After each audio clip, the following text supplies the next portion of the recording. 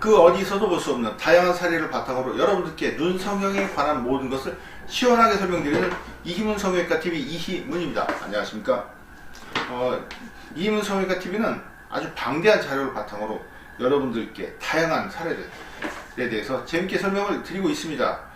자, 일반적인 쌍꺼풀 수술 사례를 여러분들께 보여드리고 있는데요.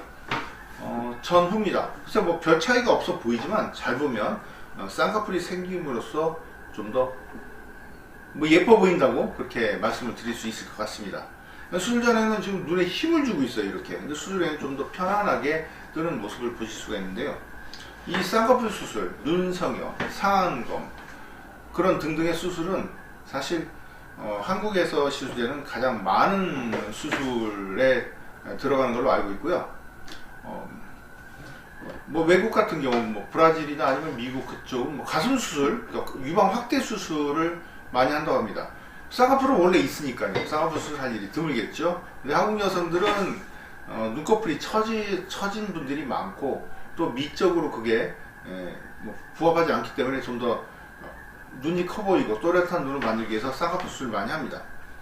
근데 쌍꺼풀 수술을 보통 많이 하지만 잘 되면 다행인데 문제는 한번 좀 문제가 생기는 경우에 뭐 본인이 마음에 많이 안 들어가거나 아니면 비대칭이라든가 좀 안검하수 그런 증상들이 생긴 경우에는 재수술이 그렇게 간단하게 생각할 문제는 아닌데 그걸 모르고 자꾸 여기저기 재수술 받으시는 분들이 있습니다.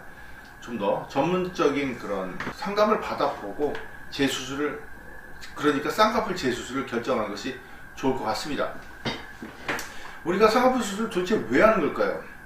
뭐 상안검이라고 하시는 분이 있는데, 상안검은 연세 드시는 분이 하는 그런 수술이 아니고 그냥 눈꺼풀의 명칭이 상안검입니다. 늘어진 눈꺼풀 좀 제거하고 그러면 이제 상안검 수술이 된다. 그래서 늘어진 눈꺼풀이 있으면 상안검 수술, 그냥 쌍꺼풀 수술은 쌍꺼풀 수술입니다. 아니면 뭐 쌍수라도 해요. 저는 줄임말을 별로 안 좋아하는데 요즘 젊은 분들은 줄임말 많이 쓰는 것 같습니다. 그래서 쌍꺼풀 수술. 근데 쌍꺼풀 수술을 하는 이유는 일단은 뭐 당연히 미적으로 부합하기 위해서 하는 건데 쌍꺼풀 라인을 만드는 것 그 자체만으로도 눈이 좀 커 보이는 효과가 있고요. 시야를 개선시켜주고, 그리고 중요한 거는 눈 뜨는 정도로 같이 개선해 주는 것이 중요합니다. 그러니까 쌍꺼풀 라인만 만드는 것이 아니고 눈 뜨는 힘을 조금은 강화시켜 줘야 돼요. 그냥 쌍꺼풀만 하는 경우에 자기가 기대하는 것보다는 눈이 덜 떠집니다. 조금은 그런 차이가 있어요.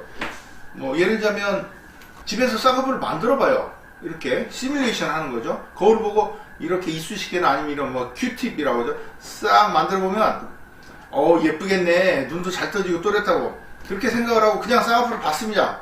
그런데 왠가 수술 받아보니까 졸려 보이고 느끼해 보이고 아니면 쌍꺼풀이 두껍게 잡히는 거예요. 근데 그 이유가 뭐냐면 쌍꺼풀 라인을 만드는 자체가 눈을 좀 무겁게 만듭니다. 그런 문제, 그걸 미리 예측하고 해결해야 되고요. 그러니까 예를 들자면 눈매 교정술을 병행한다든가 해서 또렷한 눈, 그러니까 뭐 눈을 부릅뜰 필요는 없지만 똑같이 눈을 떠도 편안하게 뜨는 눈과 힘을 줘서 뜨는 눈은 다릅니다. 그런 조그만 느낌의 차이를 맞출 수 있는 게 바로 눈매 교정 수술이고요. 그러니까 집에서 이렇게 만들어 보면 뭐가 맹점이냐, 어디서 그런 편차가 나타나냐, 눌러서 떠지잖아요. 이렇게 눈꺼풀을 밀어서 이렇게 밀어서 들어 올리니까 쌍꺼풀만 생기는 게 아니고 눈 뜨는 힘이 강화되는 겁니다. 그러니까 이거 매몰법만 해도 예쁘겠는데, 아니면 쌍꺼풀 수술만 예쁘겠는데, 이렇게 잘못 시뮬레이션 하는 거죠. 그래서 실제는 그보다 덜 떠지기 때문에 항상 그 편차를 보정해 줘야 된다, 그런 말씀 드리고 싶고요. 우리가 쌍꺼풀 수술을 하면 이 쌍꺼풀 라인이 눈으로 보입니다. 바로 착시 효과죠. 그렇지만 진짜 눈은 이 속눈썹입니다. 그래서 저를 상담하러 오시는 분들, 재수술도 마찬가지예요. 재수술의 경우도 그런데 자기 눈을 보면 어떤 게 문제인지를 잘 파악을 못합니다. 그 이유가 뭐냐면 자기 눈이 쌍꺼풀이라고 생각해서 그래요. 그렇지만 저는 이제 전문가이기 때문에 진단을 잘 내려야 되죠. 보는 시각의 차이입니다. 이 쌍꺼풀은 그냥 옷 같은 거예요. 일단 누가 뭐 체형을 봐준다, 누가 뭐 헬스클럽에 바디빌딩을 한다 그러면 옷을 보고 판단하지 않지 않습니까? 체형 자체를 봐요. 뭐 삼각근이 발달됐는지 아니면 이두근이 발달됐는지는 벗어봐야 하는 거죠. 그만큼 이 속눈썹 모양이 이 속눈썹 모양이 자기 진짜 눈이고요. 그리고 쌍꺼풀 라인은 얹혀지는 거다. 마치 옷이나 그런 거 같은 거. 그런 걸 보는 게 바로 이 눈에 대한 진단 기술인데요.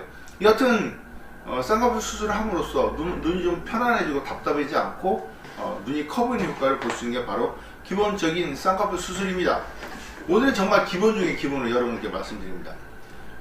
어떤 상담하시는 분이나 아니면 저희 구독자들이 쌍꺼풀 재수술만 리뷰하지 마시고 처음 수술도 좀 리뷰를 많이 해주세요 라는 그런 글이 어쩌다 보면 올라옵니다. 그래서 오늘은 아주 기본적인 수술에 대해서 여러분들께 설명을 드린데요. 쌍꺼풀 수술은 경험 많은 성형외과 전문이라면 어디서 수술 받아도 좋습니다.